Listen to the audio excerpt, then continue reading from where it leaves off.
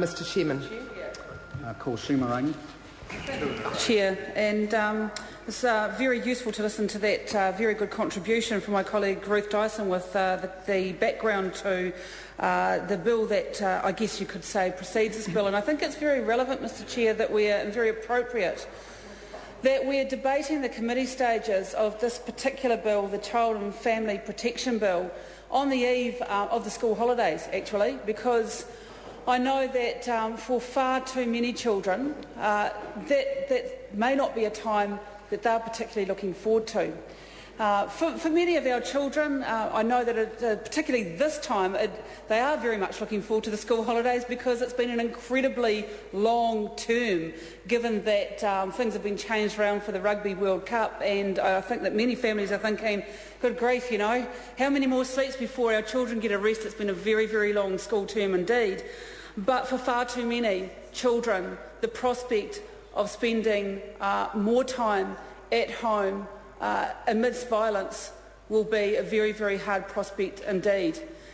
And so I want to say at the outset that I am concerned about the sheer length of time that it has taken for this bill to make its way even to the committee stages in this House, and how much faster it's making its way through the legislative process could have been if the government had simply picked up Annette King's bill, which, as we've already heard, was already on the order paper, has languished there ever since the change of government, and how much more quickly we could have made progress on not only the issues addressed by this bill, but a whole range of other issues that would strengthen and protect children in violent situations much more than the current bill does.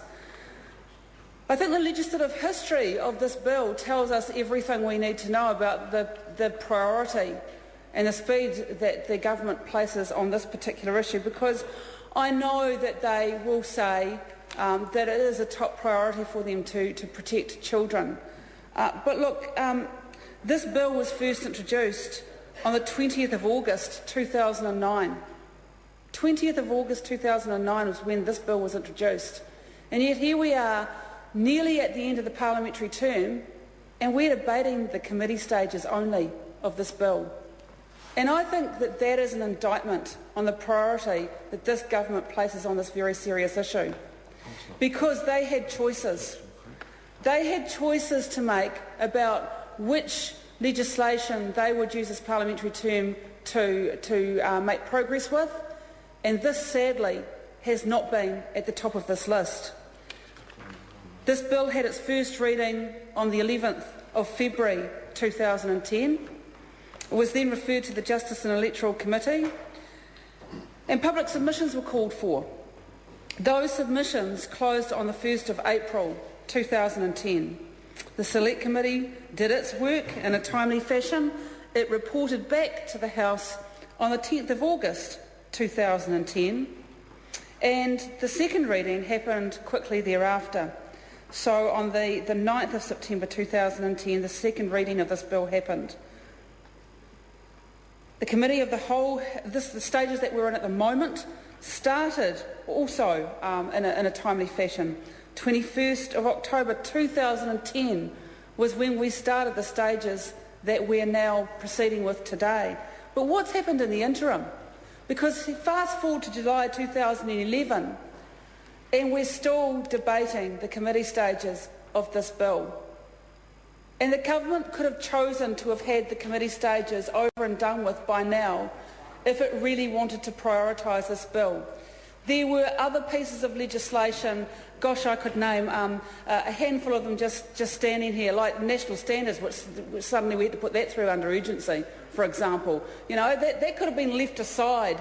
This is a bill that does much more for children than the national standards legislation ever will do, and yet that was pushed through under urgency, while this one not only has Annette King's very good domestic violence bill languished on the order paper, but then the government's own watered-down version of that bill has similarly done the same thing. So I would like to hear from members opposite what was so important, what was so much more important than the protection of children, that this bill has not come back and proceeded through its Committee of the Whole House stage in that period. Mr Chair.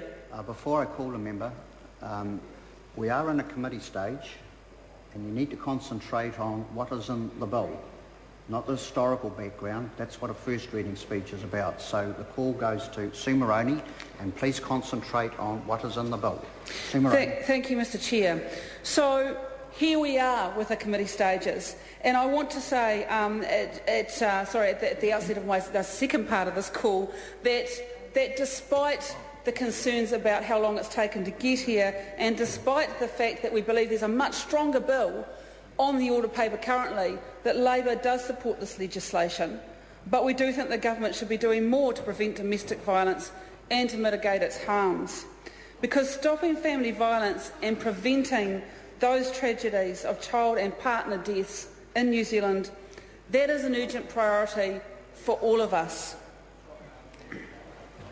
So, as well as this bill, the government has progressed other domestic violence legislation. The Domestic Violence Enhancing Safety Act introduced on-the-spot protection orders, which were also originally provided for in Labour's bill. However, there are some major omissions from this bill. The government claims, or has claimed in previous readings of this bill, that it does not have the resources to be able to progress the other provisions. But strangely enough, they do have the resources to give tax cuts for the wealthiest chunk of New Zealanders.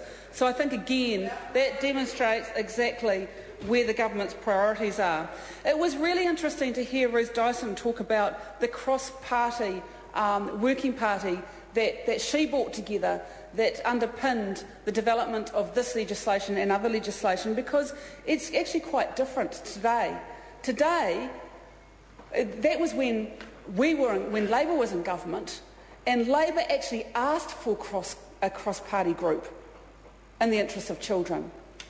Today, what we've had is every other party wanting to form a cross-party group in the interests of children, and the governing party, the National Party, being the only one to say no, that they won't have part in a cross-party forum. And I think it is time that the government put aside party politics to actually work with other parties to get the very best legislation that we can. And so I do want to urge government members to actually start to show a sign that they are capable of doing that by supporting the supplementary order papers that have been put forward by my colleagues Jacinda Ardern and Lynn Pillay. Because those issues the government says it will do at some other time, but for goodness sake, the government's running out of time. Because an election's been called on the 26th of November. When is the other time that the government's going to take to actually pick up those issues, if not now? And they have the perfect opportunity to do that right here, right now, today, by supporting the supplementary order papers that will strengthen this bill and actually strengthen it in order to protect children, because that is what we're talking about here. So a number of important changes have been missed out. We haven't got supplementary order papers on all of them, but some of them were that Labour's bill changes the definition of child in the Domestic Violence Act to someone under the age of 18 to make it in accordance with the UN Convention on the Rights of the Child.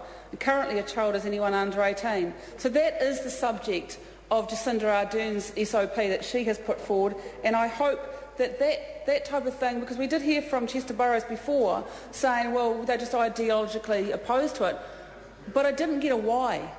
I just got the fact that they were ideologically opposed to it, but no practical example of what it would do with regard to the protection of children, because that is what we're trying to do here. We're trying to offer the maximum protection possible. And the explanation that children can choose to leave home at 16, I'm sorry, didn't actually cut it for me, Mr Burrows, because what is wrong with affording them continued protection even after they have the right to leave home? Because I think we all know of very sad situations where exactly that protection is needed. If they are in a violent situation with a violent parent, leaving home doesn't necessarily remove them from that harm. And that's what we're trying to resolve here. It's what Labor's desperately trying to resolve, is to make sure that up to the age of 18, only 18, they can have that protection. But the government's saying, no, they can only have that protection up to the age of 17. And I think that's wrong, because that government will need to put its hand up if something terrible happens to someone between those ages because they haven't been able to afford them that protection, because they were too short-sighted and too big-headed not to do it. Call Carol Beaumont.